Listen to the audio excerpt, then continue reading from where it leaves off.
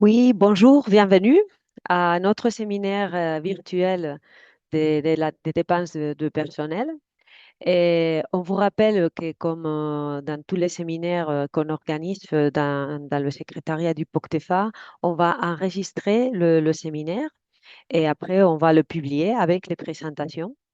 Et après les présentations qui vont être faites par notre contrôleur de premier niveau de la France, il y aura un temps pour poser des questions. On vous donnera le, avec Slido le code. Et bon, juste vous remercier pour votre attention pendant tout le séminaire. Et je vais donner la parole à nos contrôleurs de premier niveau. Ils vont se présenter eux-mêmes. Et merci encore une fois. Parfait, donc bonjour à tous, Alexis Vial du cabinet Europem. C'est moi qui vais vous faire la présentation pour ce webinaire spécialement sur les dépenses de personnel. On a pour les deux autres cabinets Jérôme Chasseriot et Céline Gasmi qui seront donc vos interlocuteurs. Alors premièrement, les contrôleurs de premier niveau vous contacteront au fur et à mesure pour vous dire quel cabinet vous contrôle des trois. La méthodologie est la même, hein, le webinaire qui va vous être présenté sera appliqué par tout le monde. Et je pense qu'on peut commencer avec la présentation. Voici, Parfait. je pense que vous la voyez. Oui, on la voit. Donc, c'est un webinaire spécifiquement pour les dépenses de personnel hein, qui sont à justifier de la même manière, quel que soit l'appel à projet sur lequel vous avez été conventionné. Donc, si on peut passer à la slide suivante, le webinaire sera en effet en 3 temps. D'abord, on va vous rappeler les documents à fournir pour justifier les dépenses de personnel. Ensuite, on va vous montrer un tableau de calcul RH mis en place par la CTP qui n'est pas obligatoire mais qui est fortement recommandé.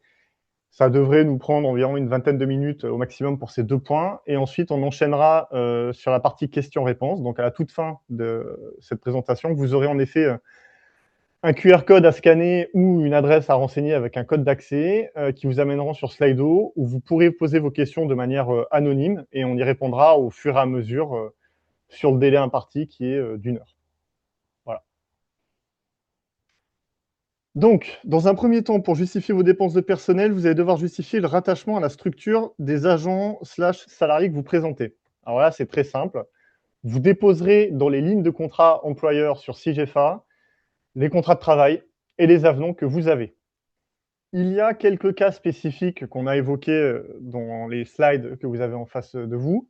Si par exemple, vous n'avez plus le contrat de travail d'une personne parce que la personne est dans votre structure depuis X années et qu'il y a eu des fusions ou ce genre de choses, le but sera de retracer le rattachement à la structure via le dernier document contractuel que vous avez. Donc, vous déposerez par exemple le dernier avenant. On vous conseille quand même très fortement de déposer le contrat et l'ensemble des avenants. Pour rappel, nous, on intervient au titre du contrôle de premier niveau, c'est-à-dire qu'on contrôle vos déclarations de dépenses. Ensuite, il y a une demande de remboursement émise par le chef de file. Mais dans le futur, d'ici quelques années, vous pourriez faire l'objet de contrôles de second niveau qui, eux, vous demanderont les mêmes pièces qu'on vous a demandé. Le but du contrôle de premier niveau est de s'assurer que les dépenses aient bien été engagées, soient éligibles et qu'elles soient justifiées correctement pour le futur.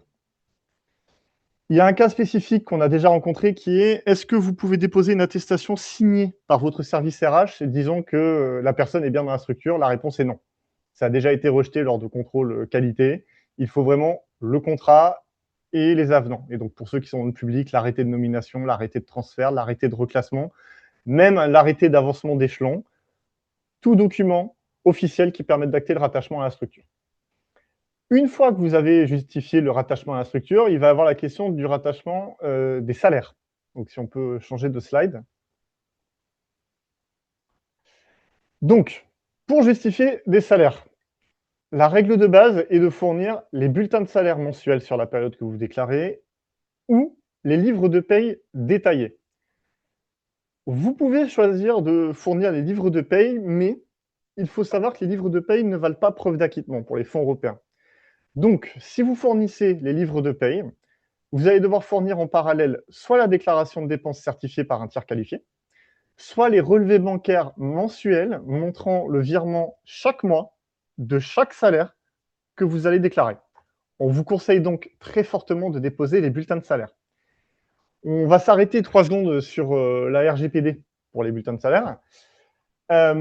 Vous pouvez anonymiser certaines choses sur les bulletins de salaire. Vous devez nous laisser le nom et le prénom des agents / salariés concernés.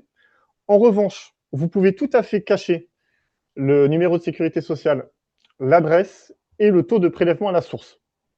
Le document sera tout aussi recevable au titre de la justification de dépenses de personnel et permettra peut-être de rassurer les personnes au sein de vos structures sur la communication des éléments. Sachez aussi que la plateforme sur laquelle vous déposez vos éléments, SIGEFA, est une plateforme sécurisée qui répond elle-même aux normes européennes et donc que vos documents sont protégés. Pour ce point-là spécifiquement, mais même pour les autres, vous pouvez tout à fait, en amont du dépôt de la demande de paiement, contacter votre contrôleur premier niveau. À plusieurs reprises dans le PowerPoint, l'adresse email générique est indiquée pour voir pièce par pièce ce que vous pouvez cacher et ce que vous devez laisser. Une fois que vous avez déposé les bulletins de salaire dans chaque ligne de dépenses qui sont liées, vous allez devoir justifier une fois de l'ensemble des items salariaux bruts. Pour être très précis, entre votre salaire de base ou traitement de base indiciaire et le salaire brut, vous avez souvent d'autres éléments bruts, des primes, des indemnités, tout ce qui relève du régime spécial de la fonction publique. Tous ces éléments-là doivent être justifiés une fois en déposant le texte qui le prévoit dans Documentation générale sur SIGEFA. Alors, pour tout ce qui est public, vous allez déposer les décrets et ce genre de choses. Pour, par exemple, la prime d'ancienneté pour les entreprises ou les associations, que vous déposez les conventions collectives, vous le déposez une fois lors de la durée du projet et le contrôleur ensuite ne vous le redemandera pas. Il s'assurera ensuite que les documents ont bien été fournis, mais donc ce sera un travail fastidieux dès la première remontée de dépenses, j'en conviens, mais ensuite ce sera beaucoup plus simple pour vous comme pour nous. Ensuite, pour les rares structures qui sont soumises à la taxe sur salaire, dont on développera après l'application, il faudra déposer le CERFA 2502. Donc, c'est un document qui parle à ces structures. C'est un document de liquidation de la taxe sur salaire. Je ne m'arrête pas trop là-dessus parce que ça concerne très peu de bénéficiaires, mais sachez qu'il faudra déposer le CERFA de l'année concernée. Qu'est-ce qui est éligible en termes de salaire? Par principe, tout ce qui n'est pas exceptionnel. Donc, toutes les indemnités contractuelles, toutes les primes contractuelles, même d'usage, on le verra après sur la prochaine slide, sont éligibles. Les seuls éléments qui sont de nature inéligibles, ce sont les primes exceptionnelles. Ça s'arrêtera là. On fera ensuite du cas par cas, c'est le contrôleur qui reviendra vers vous. Mais par principe, considérez que tout ce qui est prime de fin d'année, prime de fonction et ce genre de choses sont éligibles tant que vous déposez les documents pour le justifier. Donc si on peut changer de slide maintenant. Alors, quelques cas particuliers qu'on a rencontrés sur précédents projets qu'on a contrôlés. Si vous versez des primes dites d'usage, c'est-à-dire que votre structure verse une prime, par exemple, de fin d'année depuis 10 ans, mais ne l'a jamais mise par écrit, on va vous demander de prouver la récurrence. C'est-à-dire qu'on va vous demander de fournir les bulletins de salaire de l'année précédente. Et si en effet on voit prime de fin d'année, on validera. Si votre agent quitte la structure et qu'il a droit à une rupture conventionnelle, la part de l'indemnité de rupture qui est légale et donc calculée via le formulaire est tout à fait éligible. En revanche, le surplus sera considéré comme inéligible.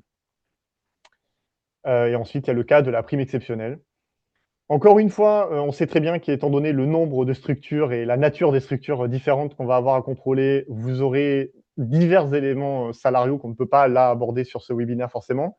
Donc, en cas de doute, vraiment, c'est la règle, que ce soit pour les dépenses de personnel, mais même pour la déclaration de dépenses de manière globale, contactez votre CPN via l'adresse email qui sera là et qui vous sera rappelée aussi par la suite sur les autres slides.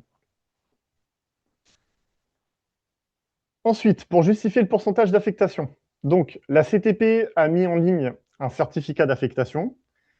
Je tiens à préciser que c'est une V2 du certificat qui a été déposé il y a quelques mois maintenant, en fin d'année dernière. Donc, si jamais vous aviez été la chercher début 2025, pensez à aller chercher la nouvelle version, elle a été actualisée.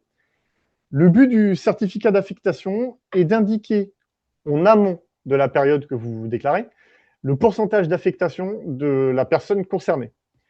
Vous allez devoir détailler les tâches de l'agent. Donc là, on vous invite à reprendre les work packages qui sont prévus dans le plan d'action tel quel du projet. Et ensuite, vous allez devoir déclarer la répartition du temps de travail de votre agent. Pour ceux d'entre vous qui seraient multi-attributaires de projets européens, il vous sera demandé de spécifier l'affectation par projet en spécifiant donc le pourcentage, le nom et le fonds concerné. Si jamais vous n'êtes affecté qu'à un seul projet, celui pour lequel vous faites votre déclaration de dépenses, vous pouvez mettre autre pour le reste de pourcentage, en précisant quand même que c'est de l'administratif, de la vie courante de la structure. Le contrôle de premier niveau va s'arrêter là, c'est-à-dire qu'on prend ce pourcentage d'affectation, on vérifie qu'il est cohérent avec ce qui était prévu et avec les autres pourcentages que vous déclarez dans la répartition du temps de travail, mais il ne vous sera pas demandé de justifier via des extractions de temps le pourcentage. Je précise bien, au titre du contrôle de premier niveau.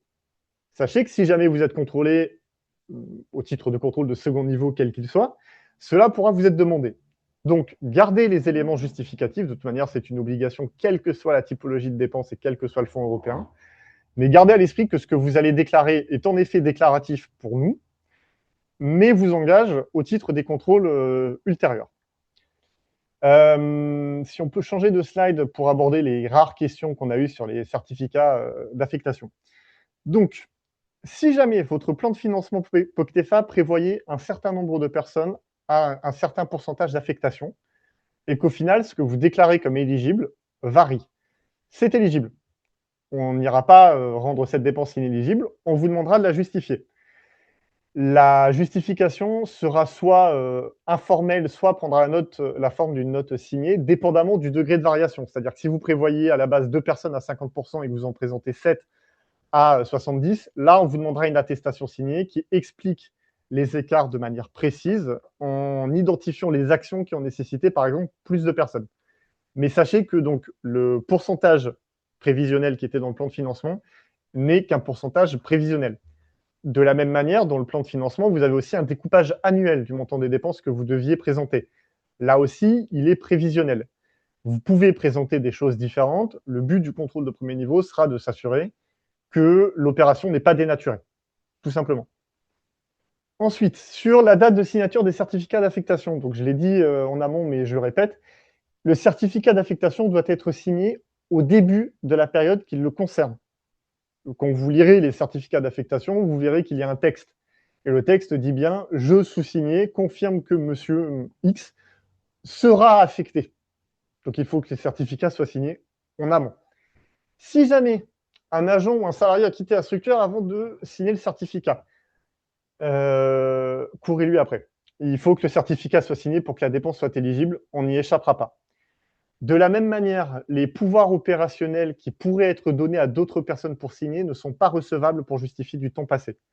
Il y a 2 personnes qui doivent signer les certificats d'affectation, c'est le salarié / agent concerné et le responsable hiérarchique ou, le cas échéant, le responsable légal de la structure. Mais dans tous les cas, il faut la signature de l'agent, ça c'est un point non négociable. Encore une fois, si vous avez un doute, comme toujours, contactez votre contrôleur via l'adresse que vous avez là. C'est une adresse générique.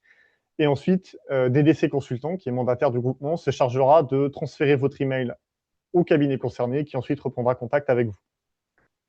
Donc maintenant qu'on a vu comment justifier le rattachement, les bulletins de salaire et le pourcentage d'affectation, on va vous montrer rapidement une annexe Excel mise en place par nos cabinets,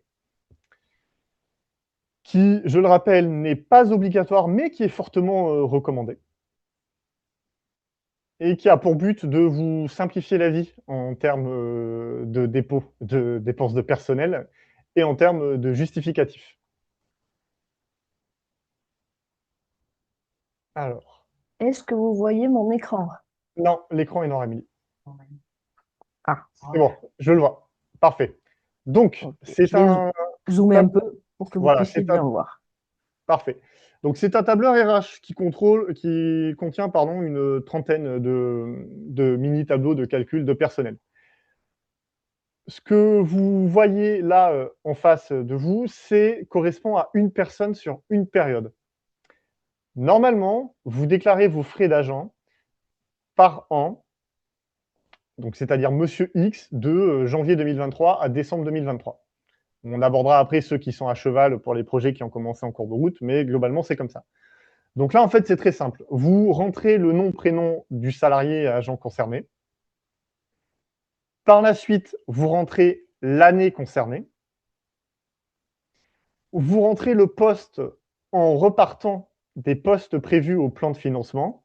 Si jamais vous avez affecté un nouveau poste, vous mettez le nom du nouveau poste et le contrôleur de premier niveau, de toute manière, vous demandera d'expliquer pourquoi cette personne-là est là. Vous indiquez le pourcentage d'affectation qui est prévu dans le certificat d'affectation. Et ensuite, vous indiquez si vous avez bien fourni le contrat de travail. En fait, c'est plus un pense-bête qu'autre chose. C'est pour être sûr que vous ayez fourni le contrat de travail. À côté de ça, il y a une checklist de vérification pour le certificat d'affectation. Est-ce que vous avez bien renseigné le numéro, l'intitulé du projet, les missions détaillées, la période d'application de la checklist, du certificat, pardon, la répartition et les signatures. Donc là, vous mettez oui, vous cochez, vous mettez ce que vous voulez. C'est vraiment pour vous, bénéficiaire, pour être sûr que le certificat d'affectation soit recevable. Ensuite, mois par mois, vous allez renseigner les salaires bruts et les charges patronales. Donc, ce sont bien les salaires bruts et non de base. C'est-à-dire que ça intègre tous les éléments bruts qui vous sont versés dans le mois. Et ensuite, vous renseignez le total des cotisations patronales qui va avec. Donc, vous faites un copier-coller de votre bulletin salaire sans vous poser de questions. La colonne autres charges que vous voyez en colonne F, vous pouvez mettre, par exemple, là, à cet endroit-là, les remboursements de frais de transport, qui ne sont ni dans le brut ni dans les cotisations patronales, mais qui sont un coût salarial éligible. Vous pouvez aussi mettre la part patronale des titres restaurants pour ceux d'entre vous où cette part patronale n'est pas déjà intégrée dans les cotisations patronales. Sur certains bulletins de salaire, elle l'est, sur d'autres non, c'est à vous de voir. Ensuite, ce qui nous intéresse particulièrement, c'est la colonne déduction. Dans cette colonne, vous devez indiquer normalement les éléments de salaire brut que par vous-même, vous retirez de l'assiette éligible, que vous savez inéligible. Donc par exemple, les primes exceptionnelles ou les rappels de salaire qui sont heure par période. Pour cette colonne, vraiment, je vous invite, en amont de la DP1, ce qui s'apparente quasiment à un pré-contrôle, hein, mais en amont de la DP1, à contacter votre contrôleur de premier niveau pour voir avec lui comment renseigner la grille au fur et à mesure. Et lui vous dira ce qui est inéligible par nature et ce qu'il faudra renseigner là. Ensuite se pose la question de la taxe sur salaire. Donc, pour le peu de bénéficiaires que ça concerne, certains d'entre vous êtes soumis à la taxe sur salaire. Et une fois que vous êtes soumis à la taxe sur salaire, vous provisionnez de la taxe sur salaire sur vos bulletins de salaire, mais cette taxe provisionnée est très souvent pas acquittée. Vous avez le droit à un abattement, une franchise et une décote. Donc là, il faudra en effet cocher oui en cellule O2 sur soumis à la taxe sur salaire et renseigner les deux lignes du dessous pour que le calcul se fasse de lui-même. On a mis en place, avec la CTP qui a mis ça disponible sur sa boîte à outils, un document PDF de 5 à 6 pages qui redescend point par point la taxe sur salaire. Si vous êtes soumis ou pas, ce que vous avez à fournir si vous êtes soumis et ce que vous avez à fournir si vous n'êtes pas soumis. Je ne rentre pas plus dans le détail parce que c'est très spécifique, très technique et ça concerne peu de bénéficiaires. Mais sachez que sur la plateforme, vous avez vraiment un guide étape par étape avec des captures d'écran sur comment renseigner l'annexe et quoi fournir si jamais vous êtes soumis à la taxe sur salaire. Et encore une fois, je me répète, mais dans ce cas-là, contactez votre contrôleur de premier niveau qui saura vous guider pas à pas sur quoi faire.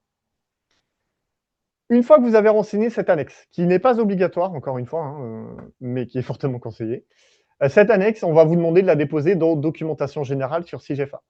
Si jamais vous faites le choix, parce que vous avez vous-même vos propres outils de calcul, de ne pas renseigner ce tableau, alors dans tous les cas, on vous demande de déposer votre tableur de calcul dans documentation générale sur SIGEFA. Et maintenant, on peut revenir au PowerPoint. Alors, on y retourne. Tout à l'heure, on vous montrera comment accéder au document dont vous parle Alexis, sur savoir où est le document sur la taxe sur les salaires. Donc, le PowerPoint. PowerPoint est ici. Donc, je change de slide, je crois. Voilà. Donc, Donc, ça, c'est le tableur Excel qu'on vient de voir. voilà, qu'on a présenté. Ça, c'est donc un rappel des cabinets, donc DDC, Deloitte et Europem. Certains d'entre vous ont déjà eu des contacts avec, même la majorité d'entre vous ont eu des contacts avec les contrôleurs.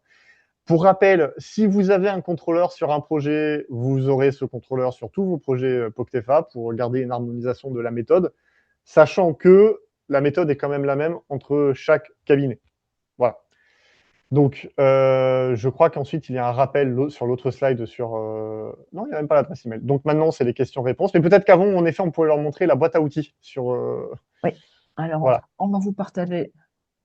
Pendant ce temps-là, Slido vous permet de commencer à poser vos questions. Donc, on vous invite à aller avec vos mobiles ou avec votre ordinateur sur slido.com et en insérant ce numéro. Et là-dessus, vous pourrez poser vos questions pour qu'on puisse vous répondre. Donc, je vais arrêter de partager parce que vous avez gardé le numéro en tête le temps que je puisse aller chercher le site web de POCTEFA pour vous montrer où vous pouvez trouver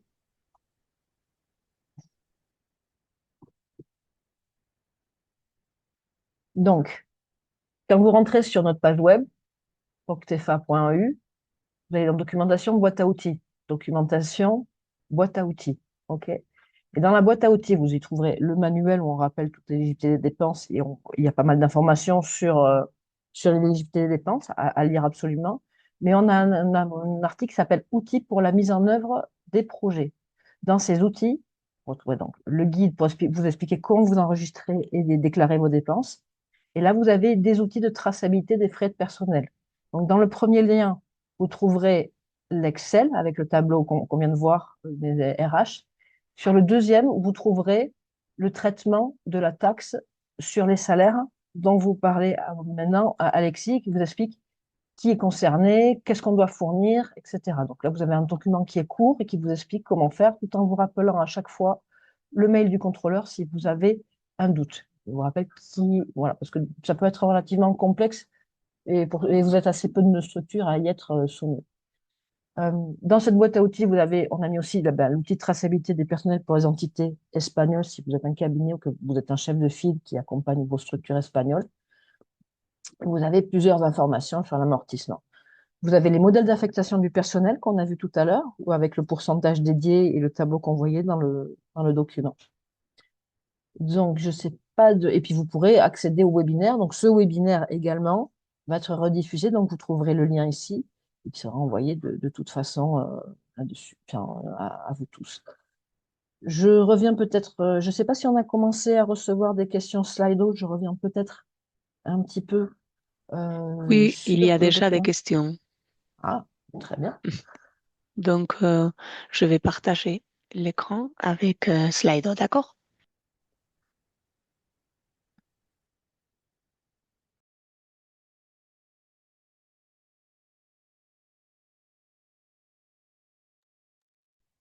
C'est bon, on le voit. OK. Alors, en cas de changement d'agent, d'animateur au cours de l'année, faut-il refaire un certificat d'affectation? Alors, si vous déclarez un nouvel agent, il va falloir lui faire un certificat d'affectation, c'est sûr. En effet.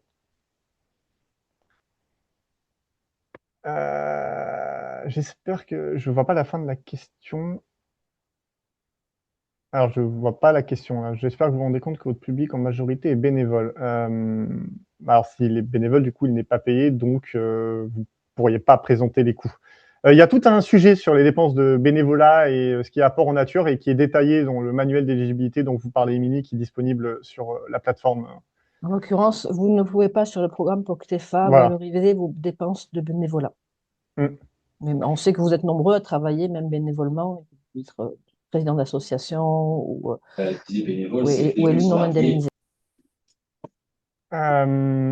Les dépenses de temps passé pour le montage du projet en 2025 sont-elles éligibles? Alors, si vous avez des périodes de préparation qui sont conventionnées, oui, ça a été vu normalement avec lors du conventionnement du projet. Si vous allez sur votre plan de financement, vous avez une colonne qui s'appelle préparation, dans laquelle vous avez les coûts qui sont éligibles. Généralement, les personnes en charge de la réalisation du projet. Ça dépend également de la date de début de votre projet. Donc, vous pouvez avoir des Oui. dépenses avant la date de début du projet. Mais si Mm. votre projet commençait au 1er décembre 2025, par exemple, et que vous n'aviez pas besoin tout de suite de la subvention, ben, il est possible de présenter des dépenses de 2025. Est-ce que c'est le bureau de contrôle qui va nous contacter en premier? Comment savoir qui va nous contacter? Alors, le bureau de contrôle va vous contacter, oui. Et comment savoir? En fait, c'est le bureau de contrôle qui va vous allez recevoir un email avec une lettre de mission qui vous préviendra. Si jamais là vous êtes pressé urgemment, vous envoyez un email à l'adresse CPN Poctefa DDC Aquitaine et Monsieur Chasseriot fera le dispatching de vos emails et le cabinet vous recontactera rapidement. Combien d'heures les projets européens comptent-ils pour un temps agent? Sur la base de 36 heures par semaine, cela ferait 1562 heures. Alors, vous déclarez un pourcentage d'affectation, d'accord, sur le certificat. Ce pourcentage, il est issu de votre propre suivi temps. Ça vaut pour les autres fonds européens, au passage, hein, sur lesquels vous déclarez des pourcentages d'affectation et non pas les heures au réel. Donc, si vous faites un suivi sur 1572 heures, alors vous déclarez le pourcentage d'affectation par rapport à 1572 heures. Mais encore une fois, c'est par rapport à votre logiciel de suivi temps. Il faut que ce soit cohérent. Gardez à l'esprit que si vous avez d'autres projets, si vous avez plusieurs projets, il faut que la méthode de détermination des pourcentages soit la même pour chaque projet. Mais ensuite, c'est votre suivi temps qui fait foi. Peut-on changer le pourcentage chaque année? Oui. Oui, oui. Si vous changez le pourcentage chaque année, on va vous demander de l'expliquer, tout simplement. Dépendamment de la variation, si c'est vraiment du tout ou rien et si ça touche énormément d'agents ou peu d'agents, on peut vous demander une note signée qui explique pourquoi, détaillée. Mais oui, en effet, vous pourriez impliquer plus de gens au début parce que c'est le lancement et moins ensuite, ou l'inverse, parce que le projet prend plus de puissance par rapport à la moitié de l'année ou ce genre de choses. Donc oui, vous pouvez changer le pourcentage chaque année. Donc c'est justifié. Pouvez-vous repréciser la méthode en cas de départ d'un agent affecté à un projet sans remplacement? Le certificat d'affectation doit-il être re-signé? Alors, si vous avez une personne qui a travaillé sur le projet de janvier à avril et qu'ensuite elle s'en va et que vous la remplacez, alors par une personne qui travaille donc de mai à décembre, alors vous allez créer deux lignes de dépenses. Une pour la personne A qui était de janvier à avril avec son certificat d'affectation et une pour la personne B qui sera de mai à décembre avec son pourcentage d'affectation. Les pourcentages d'affectation sont liés à une personne et pas à une fonction. Donc, si vous déclarez un agent A, un agent B, un agent C, il nous faut les 3 certificats d'affectation. Est-ce que le certificat remplace la lettre de mission que l'on rédige parfois dans le cadre de certains projets? Alors oui, pour Poctefa, il faut le certificat d'affectation mis en place par la CTP. On comprend que vous ayez des lettres de mission sur certains autres interrègles, par exemple, d'autres PO européens, mais Poctefa a fait une lettre de mission, il faut cette lettre de mission. Peut-on changer le pourcentage? Oui.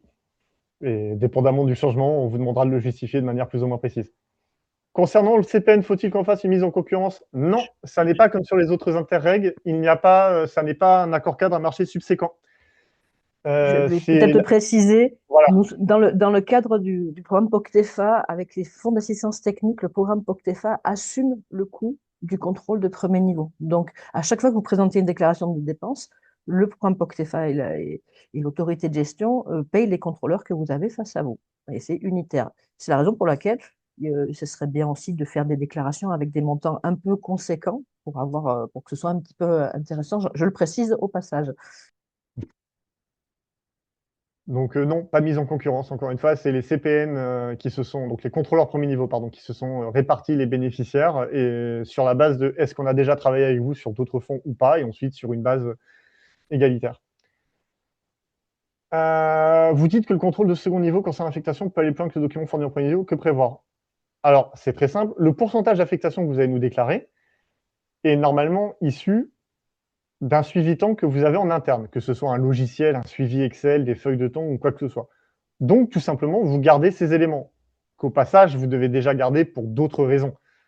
Sur les fonds européens, de toute manière, tout document fourni ou qui sert à justifier les dépenses doit être gardé pendant X années après la fin du programme. Donc, il n'y a pas d'inquiétude à avoir. Si vous avez un logiciel de suivi temps qui vous donne un pourcentage d'affectation, vous indiquez ce pourcentage. Et je vois que c'est lié à la question qui suit. En fin d'année, le pourcentage n'est plus celui déclaré qu'en début de projet. Quelle date de signature? Alors, C'est simple. Si vous vous rendez compte à la fin de l'année que le pourcentage a vraiment varié, à la base, il était prévu 20%, vous êtes à 50%, alors vous refaites le certificat et vous ne l'antitadez pas. Déjà, par principe, vous n'antitadez pas vos documents, quel que soit le fonds européen, mais vous refaites le certificat, vous le signez à la date à laquelle vous le réalisez, et on vous demandera pourquoi, et vous expliquerez que c'est simplement parce que vous vous êtes rendu compte qu'à la posteriori, l'affectation était beaucoup plus importante ou beaucoup moins importante, et que, dans un souci de transparence, vous avez refait le certificat, tout simplement. Le coût d'un alternant affecté à 100% au projet peut-il être déclaré? Oui, tout à fait. Alors même si le plan de financement ne prévoyait pas d'alternant, encore une fois, vous pouvez présenter des fonctions qui n'étaient pas spécifiquement prévues au plan de financement. On va vous demander de le justifier.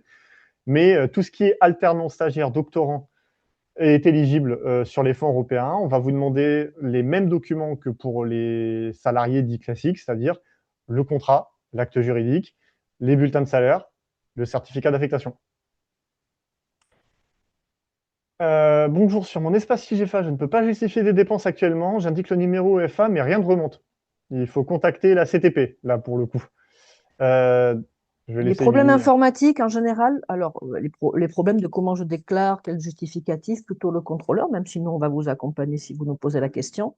Tout ce qui est informatique, difficulté informatique, je ne peux pas saisir, je ne peux pas rentrer. Donc vous contactez le secrétariat conjoint à info2127@poctefa.eu. Bonjour, pour un chargé de projet embauché en intermittence, faut-il prévoir un contrat global ou un contrat par journée de travail? Alors les deux sont recevables, parce que les deux sont légaux. Maintenant, pour un suivi plus simple, le contrat global me paraît plus adapté, autant pour vous bénéficiaires que pour vous contrôleurs. Mais par principe, c'est éligible. Le certificat d'affectation peut-il être déposé avant les contrats de travail? Oui. Alors, c'est vrai que le webinaire est axé dépenses de personnel, mais par principe, vous pouvez déposer à tout moment des justificatifs. Que la déclaration de dépenses ait été faite, que son cours de contrôle en phase contradictoire, vous pouvez déposer. Pour rappel, peut-être très bref, le contrôle, vous déposez une demande de paiement, une déclaration de dépenses pour être précis. Le contrôleur a 60 jours pour lancer une phase contradictoire, en vous indiquant en l'état ce qu'il peut valider ou pas. Vous avez 30 jours pour répondre. La main repasse au contrôleur qui, lui, a 20 jours pour terminer. Une fois que la déclaration de dépenses est terminée, votre chef de file fait une demande de remboursement, tout simplement. Et donc, dans la période des 60, 30 jours et 20 jours, vous pouvez à tout moment déposer des pièces. Les pièces seront horodatées sur SIGEFA pour voir quand est-ce qu'elles ont été déposées. Vous ne pouvez pas les supprimer pour des raisons de traçabilité de la piste d'audit, mais donc vous pouvez déposer les documents quand vous voulez. Après, au moment où vous déclarez une déclaration de dépenses, on vous conseille quand même très fortement d'avoir mis tous les documents de base. Mais sachez que si jamais il y a un oubli ou une erreur dans les pièces fournies, vous pourrez redéposer. Juste Alexis, c'est l'inverse, je crois que c'est 60 jours, 20 jours de phase contradictoire et 30 jours pour finaliser le contrôle. Donc vous avez 20 jours pour répondre au Voilà, contrôleur. parfait. Et Oui, c'est 20 jours après, en plus. Oui. et simplement, à tout moment, effectivement, la plateforme est faite de telle manière à ce que vous pouvez compléter l'information. Mais il est évident que si vous... Alors, c'est bien de compléter quelque chose de 2 ans après. Sachez simplement que nous, on ne va pas s'en rendre compte. Mais ça peut être important. Donc, prévenez-nous si jamais il y a un élément important à mettre ou informer quelqu'un là-dessus. Mais, parce que le contrôle aura peut-être été effectué 2 ans auparavant. Mais la plateforme est faite de telle manière à ce que si vous identifiez une erreur, vous puissiez au moins mettre l'information correctement. Et je vous rends la parole, Alexis. Excusez-moi de l'interruption. Non, mais c'est vrai que c'est 20 jours, 30 jours. C'est mieux que tout le monde soit au cours des bons délais maintenant. Peut-on avoir d'une variation d'un mois à l'autre pour le temps d'affectation? Alors oui, mais j'ai envie de vous dire que pour nous, contrôleurs de premier niveau, ça n'a pas d'impact. Pour rappel, vous déclarez des frais de personnel sur une période, on va dire d'une année civile pour faire simple, mais en gros, on va dire 12 mois. Que la variation de l'affectation soit forte entre janvier et février, nous, on ne le verra pas parce que le pourcentage d'affectation que vous allez déclarer est le pourcentage moyen de la période. Prenez bien le temps de janvier à décembre. Donc, si en janvier, vous faites la moitié du mois et en décembre, vous n'en faites qu'un quart, le pourcentage d'affectation doit être la moyenne de cela. Donc, nous, on ne le verra pas. Mais en effet, dépendamment du plan d'action de votre projet, vos agents peuvent avoir une affectation qui varie chaque mois. Mais à la fin, vous déclarez bien un pourcentage dit annuel ou à minima sur une période de 12 mois. Modalité pour une affectation du temps sur plus d'un an. Alors, je crois comprendre la question, mais dans le doute. Le tableau RH qu'on vous a présenté, vous saisissez les dépenses par année civile. D'accord? Donc, il y a un tableau pour 2025, vous faites le deuxième tableau pour 2026. Si jamais vous déclarez plus, si jamais, par exemple, vous déclarez 3 mois en 2025 et 12 mois de 2026, vous remplissez les deux tableaux de l'annexe Excel et vous faites deux lignes. Il y aura une ligne pour la dépense de telle personne sur les 3 derniers mois de 2025 et une ligne pour la dépense de telle personne sur les 12 mois de 2026 et vous les renseignez comme ça. Encore une fois, pour tout ce qui est chevauchement annuel, contactez votre CPN pour les questions de primes éligibles, de taxes sur salaire et de pourcentage d'affectation. Le temps administratif de réalisation des comptes rendus, comme la réalisation de la remontée de dépenses, est-elle pris en compte dans le temps agent? Le temps administratif de réalisation des comptes rendus. Alors, je vais changer la question, on va dire. Le temps que vous déclarez est le temps lié aux actions conventionnées dans le plan d'action POCTEFA. Vous avez tous accès sur CIGEFA, mais vous l'avez aussi dans vos conventions partenariales, un découpage des temps d'action, enfin des actions, excusez-moi, qui sont prévues sur les X années du projet. C'est le temps sur ces actions par rapport au temps global travaillé dans votre structure que vous devez nous déclarer. Ni plus, mais ni moins. Donc là, encore une fois, si vous avez des cas concrets, parce que j'ai l'impression que c'est quand même très spécifique, contactez votre contrôleur de premier niveau. Mais par principe, vous reprenez votre plan d'action établi en accord avec le chef de file et vous voyez les temps qui sont passés dessus pour déclarer les pourcentages d'affectation. La base du temps d'affectation est calculée sur le temps de travail annuel. Oui. Il n'y a pas plus à dire. Vous prenez le temps de travail que vous avez travaillé sur l'année ou sur la période que vous déclarez et c'est votre total. Si vous forfait jour, quel document faut-il fournir? Alors, encore une fois, vous ne fournissez pas de document pour justifier l'affectation, sauf le certificat d'affectation. Mais pour toute personne qui est au forfait jour, elle a travaillé un certain nombre de jours, vous devez être en mesure de dire combien de jours elle a travaillé sur le projet et votre pourcentage d'affectation, c'est le nombre de jours travaillés sur le projet sur le nombre de jours travaillés dans l'année. Mais vous n'avez pas d'autres documents à fournir. Je répète, pour justifier l'affectation, vous ne fournissez que le certificat d'affectation au titre des contrôles de premier niveau. Est-ce que vous devez établir des certificats d'affectation pour les stagiaires? Oui. Toute personne déclarée sur le projet POCTEFA, toute fonction, quelle que soit, qu'il soit salarié, stagiaire, doctorant, apprenti, alternant, certificat d'affectation. Si le projet a débuté fin 2025, peut-on déclarer les dépenses en début 2027? Oui, oui. Alors, il faut savoir que POCTEFA vous recommande de faire une déclaration par année civile. Maintenant, dépendamment du montant des dépenses de 2025, en effet, si le montant est minime par rapport à celui de 2026, alors vous pouvez attendre la date de déclaration de 2026, qui est donc premier trimestre 2027, pour déclarer 2025. Je vous conseille quand même de contacter le contrôleur de premier niveau pour être sûr qu'il n'y ait pas de problème. Parce qu'en effet, si on contrôle début 2027 et qu'il y a des erreurs déjà relevées sur fin 2025, ça va être trop tard pour corriger les erreurs. Mais donc, en effet, vous pouvez, dans ce cas de figure-là, déclarer en 2027. Si nous faisons plus de temps agent que prévu et moins de dépenses, comment doit-on justifier le pourcentage de fongibilité? Plus de temps agent et moins de dépenses. Alors, ça m'apparaît compliqué parce que si vos agents sont plus affectés sur le projet, je vois mal comment est-ce que du coup vous auriez un coût salarial moindre. Mais si vous déclarez plus en pourcentage d'affectation, dépendamment du plus, on va vous demander une attestation signée qui explique pourquoi en identifiant les actions concernées.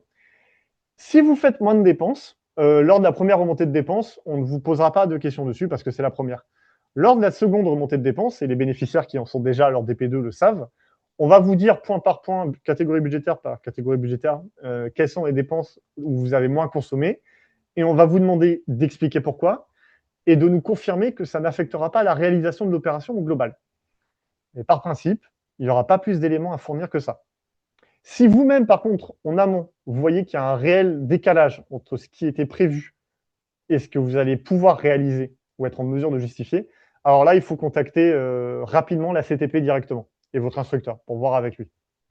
Peut-être rappeler également que si vous faites plus de temps agent que prévu, vous avez plus de dépenses.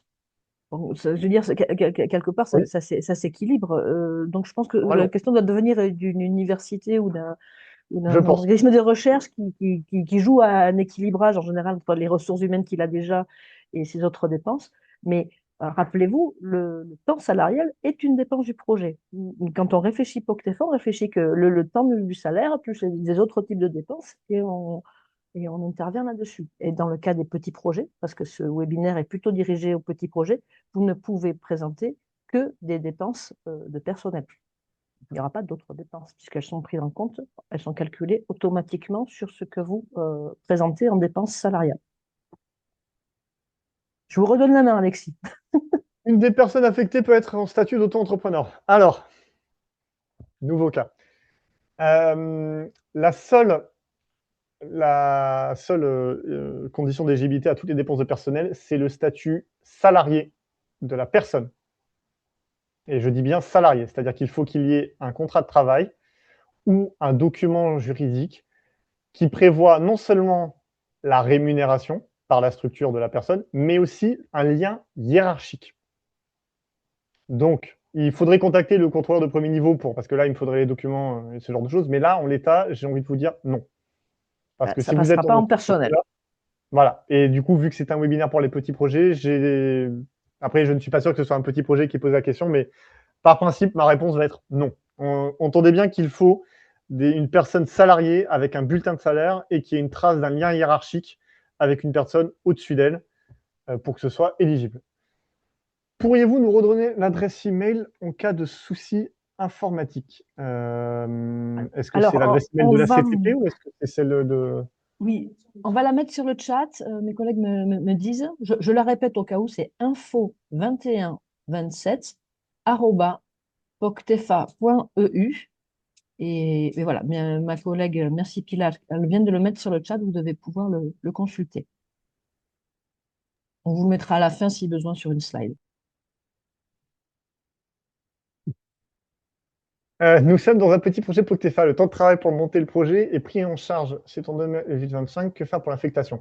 Donc, j'en ai dit que vous n'avez pas signé l'affectation. C'est pas grave. Tant pis. Vous faites le certificat d'affectation maintenant. Vous ne l'antidatez pas. Je persiste, je signe, je le répète. N'antidatez pas vos documents. On vous demandera pourquoi au titre d'échange qui aura lieu pour la certification. Vous expliquerez simplement que vous aviez oublié. C'est pas non plus rédhibitoire. Et le certificat sera recevable. Donc faites-le maintenant. Contactez votre contrôleur pour être sûr que vous le renseignez correctement et ce sera bon. Et prévoyez le coût pour les futures remontées de dépenses. Le montant personnel ne doit pas dépasser 55% des montants. Il ne me Non, semble pas avoir je lu ça dans le pense, manuel Poctefa. non, simplement, enfin, peut-être que ça répond à autre chose, c'est que lorsque vous avez déposé votre formulaire de candidature en tant que petit projet, vous mettez le montant de personnel et 40% de ce montant de personnel prévu est considéré comme les autres dépenses. Bon, ça ne fait pas forcément 55% de l'autre côté, mais Voilà. il n'y a pas de, vous pouvez présenter vos dépenses de personnel à hauteur de ce qui est prévu et vous pouvez en présenter un peu plus si jamais c'était le cas. Vous verrez à la fin du projet s'il est possible d'optimiser si un de vos partenaires n'a pas tout consommé. Mais vous avez la Voilà. possibilité de présenter plus. Si nos frais de repas et déplacement n'apparaissent pas sur le bulletin de salaire, comment peut-on les justifier? Vous ne pouvez pas les présenter. Quel que soit votre appel à projet, que vous soyez dans ce qu'on appelle les petits projets, de l'appel à projet, petit projet ou les appels à projet classiques, vos frais de déplacement, de repas, pour les structures partenaires du projet et aussi les structures associées, sont pris en charge par l'application d'un taux forfaitaire aux dépenses de personnel. Ça peut aller de 40% à 16%, ça dépend de votre nature d'appel à projet. Mais en aucun cas, vous ne pouvez présenter au réel les frais de déplacement des agents / salariés de vos structures. En cas de cofinancement sur du salariat, peut-on envisager une année prise en charge par un partenaire et une autre année sur un autre? Alors, je vois ce que vous pouvez faire. Ça va vous compliquer la tâche. Si vous avez des cofinancements sur vos projets, au hasard la région, par exemple, ou un autre interreg, de toute manière, ces structures-là, ces cofinanceurs-là sont au fait des règles européennes Et il est plus simple pour tout le monde que s'il cofinance le projet, il cofinance la même durée que le projet POCTEFA. Et ensuite, les contrôleurs de premier niveau, en accord avec la CTP, vont faire les calculs nécessaires pour voir quelle part du cofinancement il faut prendre en charge. Donc l'idée de dire en 2025, c'est que la CTP et en 2026, c'est que, au hasard, la région Nouvelle-Aquitaine, je vois pourquoi c'est plus attrayant et attractif, mais dans la réalité, le résultat sera même. On va refaire nous-mêmes les calculs pour voir quelle est la part de cofinancement de la région à prendre en charge.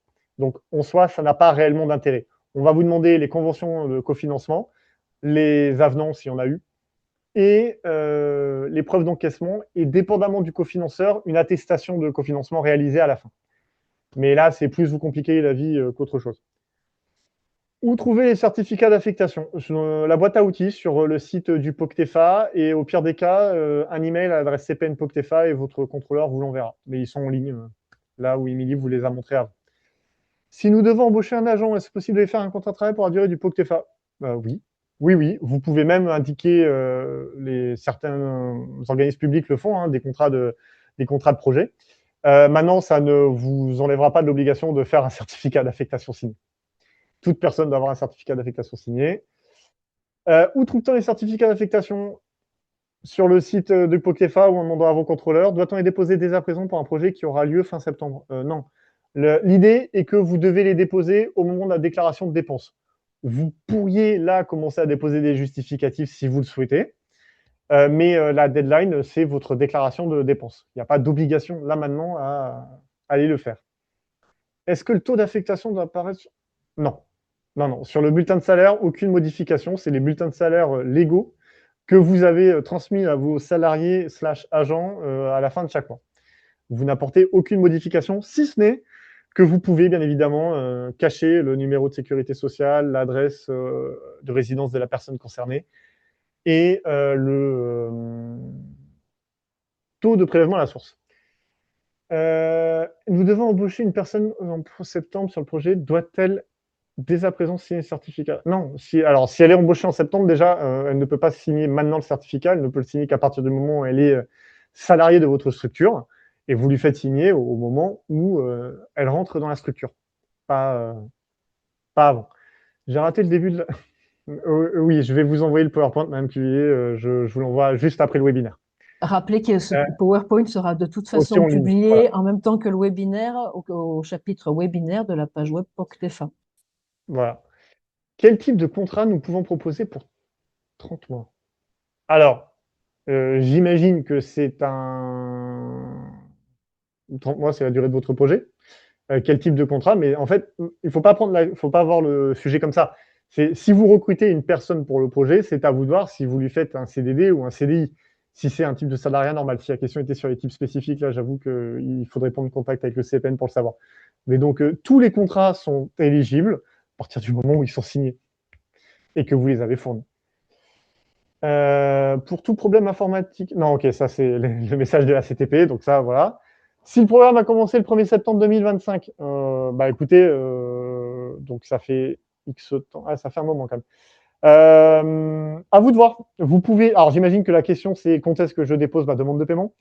Nous, on vous conseille quand c'est en milieu d'année comme ça. À partir du moment où ça dépasse juin d'une année, vous attendez le début de l'année qui suit l'année complète. Si vous avez un doute, donc là, concrètement, pour moi, vous déposez en 2027, comme ça, vous avez 2025 et 2026 complets.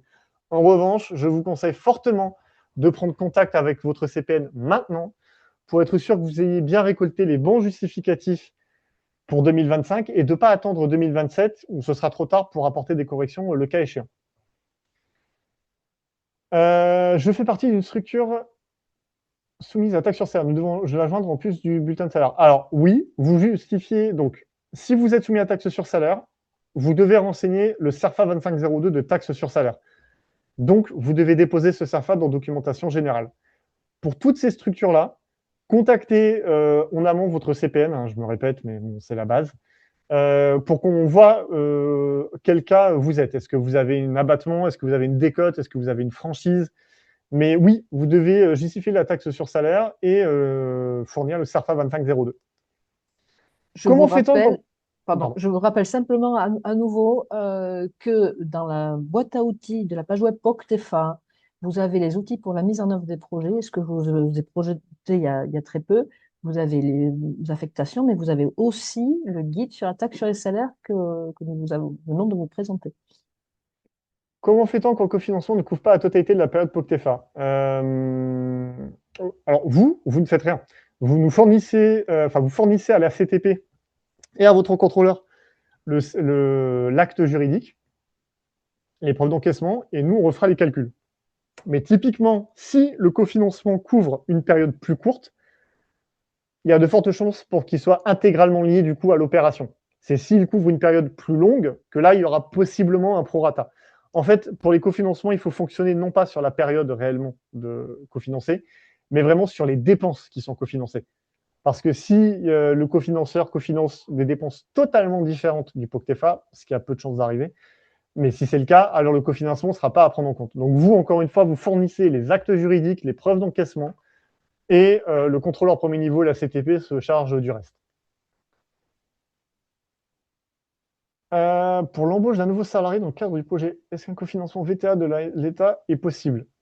Oui, si le cofinanceur vous cofinance, si vous obtenez des cofinancements, ensuite, le but sera de voir si ces cofinancements sont à prendre en compte réellement dans le cadre du projet POCTEFA. Donc, si vous obtenez des cofinancements sur des personnes dont vous déclarez le coût comme éligible sur du POCTEFA, alors le cofinancement sera pris en compte dans le POCTEFA. Donc, je me répète, mais fournissez l'acte juridique, les preuves d'encaissement et on fait le reste du travail. Est-il nécessaire que notre partenaire, pardon, en cas de cofinancement, est-il nécessaire que notre partenaire mentionne dans la convention qu'il finance une... Non, non, non. Il faut qu'il mentionne le nom du projet, bien évidemment, la période qu'il cofinance et les dépenses qu'il cofinance avec le taux, des documents classiques, mais il n'a pas à mentionner forcément qu'il y ait un projet POCTEFA. Certains le font, d'autres pas. Je tiens quand même à préciser que vos cofinanceurs sont des acteurs connus généralement dans les domaines européens et qui savent très bien comment ça se passe. Donc il n'y aura pas de problème. Ça, c'est un point à voir avec eux spécifiquement, mais normalement, ce sera géré. Nous avons systématiquement une différence, même mineure, pour chaque salarié dans le pourcentage. Alors, j'imagine que le sujet est que vous aviez déclaré 30% à un salarié en prévisionnel et qu'au final, il est 31%. Ça, en soi, ça n'est pas grave, si c'est mineur. Encore une fois, le certificat d'affectation prévoit un pourcentage prévisionnel que vous devez pouvoir justifier dans les grandes lignes. Si jamais vous avez un contrôle et que vous vous disiez que la personne était à 30% et qu'au final elle est à 30,58, rassurez-vous, il n'y aura pas de problème. C'est le pourcentage d'affectation sur le certificat signé qui fait foi. La suite de la question, en fait, est dans la suivante. Je pense qu'elle a été coupée en deux. Nous avons Ah oui, ok, je vois la question qui est en dessous de celle qui a été la citée. question est de savoir s'il fallait faire 2 attestations. Non, non, non. Vous faites une attestation au début. Les seuls moments où vous avez à refaire une attestation, c'est si vraiment la personne était déclarée à 30% et qu'au final, elle en a fait 10 ou 50. Encore une fois, cas par cas, parce que vous allez me dire si c'est 15 et 45, contactez votre contrôleur de premier niveau. Voilà. On fera un contrôle pour les DP1, on fera une espèce de pré-contrôle pour faciliter la vie de tout le monde. Si on a une masse salariale faible et donc pas de taxe sur salaire à payer, doit-on joindre un CERFA? Alors, oui, c'est un cas spécifique, mais si vous êtes soumis à taxe sur salaire, qu'il y en a sur les bulletins de salaire, mais qu'au final, en renseignant votre CERFA, vous vous rendez compte que vous êtes en dessous de l'abattement et que du coup, vous ne finissez même pas de renseigner le CERFA comme le font certaines rares structures, vous devez fournir le CERFA pour qu'on voit quand même le montant de la taxe sur salaire brut comptable. Et nous, on la déduira du coup des cotisations patronales car elle n'a pas été acquittée. Mais je vois le cas de figure que c'est. Et en effet, vous devez fournir le CERFA 2502. La règle est que vous êtes soumis, vous fournissez le CERFA 2502, que vous payez ou pas de la taxe sur salaire à la fin. Y a-t-il un document type pour le certificat de cofinancement? Alors, non, mais dépendamment du cofinanceur, ils en ont. Tout ce qui est région ou département, ils ont des attestations de cofinancement réalisées type. Ils les ont, ils ont les modèles. Ensuite, si vous avez d'autres cofinanceurs, ça dépend du cofinanceur. Si vous n'avez pas de certificat de cofinancement, donc je précise, le certificat de cofinancement, c'est le certificat de cofinancement réalisé qui dit post-versement du cofinancement, combien a été versé au total et combien est à affecter à un projet. Si vous n'en avez pas, dans tous les cas, on vous demandera nous-mêmes les preuves d'encaissement et on fera les calculs nécessaires pour voir ce qui est lié au projet, tout simplement. La TS n'apparaît pas sur les BS. Que faire? Je n'ai rien à payer. Alors, si vous êtes soumis à la taxe sur salaire et que à la fin, vous n'avez pas de taxe sur salaire à payer, normalement, la taxe sur salaire apparaît quand même dans vos BS, mais elle apparaît dans autre contribution due par l'employeur, qui est une ligne en gras avec un total de petites cotisations. Dans ce cas-là, contactez le contrôleur premier niveau. On étudiera vos BS, on vous dira ce qu'il y a à fournir, c'est du cas par cas. Si la société qui a signé le contrat est absorbée par une autre pendant la durée du projet, que faire? Vous fournissez le traité de fusion d'absorption. Attendez, je vais préciser. Si le bénéficiaire POCTEFA a été absorbé par une autre structure, vous fournissez les documents, donc le traité de fusion-absorption, mais à la CTP, vous le faites maintenant, pour le coup, parce qu'il y a d'autres enjeux juridiques sur cette question. Très important, effectivement, parce que ça veut dire que les IBAN vont changer, que l'autorité comptable aura du mal à vous payer, que nous, c'est un changement juridique qu'il y a, et donc il faut absolument qu'on récupère toute l'information pour comprendre un petit peu s'il y a eu liquidation, s'il y a eu absorption, s'il y a eu rachat, etc. Donc ça, on a besoin de l'information qu'on mettra dans SIGEFA une fois on l'aura étudié, et on en informera le contrôleur. Allez, il reste 2 minutes pour faire la dernière question. Le projet démarre le 1er juillet pour 2 ans. Les bénéficiaires sont des élèves. Peut-on utiliser la taxe d'apprentissage en cofinancement? Alors, oui. Techniquement, oui. Si ça n'a pas déjà été vu à l'instruction, je vous conseille de contacter la structure là, qui a posé cette question, de contacter la CTP tout de suite, parce que sinon, il y a aussi, dans ce genre de cas de figure, il est aussi possible que plutôt que de faire apparaître ça comme une ligne de cofinancement, ce soit de déduire directement ces éléments-là des dépenses éligibles. C'est la même chose, alors ça n'a pas été posé, on n'a pas eu le cas jusque maintenant, mais pour les contrats aidés, donc les CAE, CUI, vous percevez des aides de l'État, soit on fait apparaître les versements de l'État en cofinancement, soit on déduit ce qui est versé des dépenses éligibles présentées. Donc ça, c'est des cas très spécifiques, il faut contacter la CTP tout de suite. Je me permets simplement d'intervenir qu'a priori, ce sera plutôt de déduire la part qui est déjà financée. Voilà. Parce que ces financements sont pas en fait spécifiques et fléchés vers du POCTEFA. En fait, que l'État, quand vous payez, il y a une taxe, il vous paye pas réellement ce qu'on fait le projet POCTEFA. Donc, il y aura plutôt tendance à retirer la part de cofinancement de la dépense. De la dépense éligible, de l'assiette éligible. Ce sera plutôt vers là. Enfin, sauf cas particulier, mais à voir au cas par cas, mais la réponse sera plutôt dans ce sens-là pour ces cas-là. Donc, comme toujours, email à la CTP et au contrôleur premier niveau. Le salarié affecté au projet était à temps partiel en 2025, il passait à 80% et sera à 100% en janvier 2026. Que faire? Rien. Vous déclarez vos bulletins de salaire, vous faites les calculs vous-même, vous donnez les avenants de modification du temps de travail et l'avenant d'augmentation de salaire s'il y a eu un avenant. Et ça ne posera pas de problème, le CPN fera les calculs ou reprendra contact avec vous le cas échéant. Même chose pour l'aide d'État des alternants? Oui, même chose. Exactement la même que ma réponse sur la taxe d'apprentissage et les contrats aidés, c'est la même chose. Vous fournissez les documents et à 99%, ça viendra en déduction de l'assiette éligible. Pour ces cas de figure-là, contactez votre contrôleur de premier niveau avant de renseigner le tableau RH. Et on a fini. On a fait toutes les questions, il est 11h. Parfait. Donc, je ne sais pas si vous voyez le chat, mais je rappelais que pour les problèmes informatiques, info2127@poctefa.eu et les problèmes de plateforme. On vous oriente également si jamais il y a des problèmes de contrôle, mais on vous remettra certainement en contact pour les cas les plus spécifiques vers le mail que vous avez vu, qui était le mail CPN que je ne connais pas par cœur, que je ne sais pas vous dicter du premier coup, mais qui était sur plusieurs fois le PowerPoint. Je crois qu'on a fait le tour.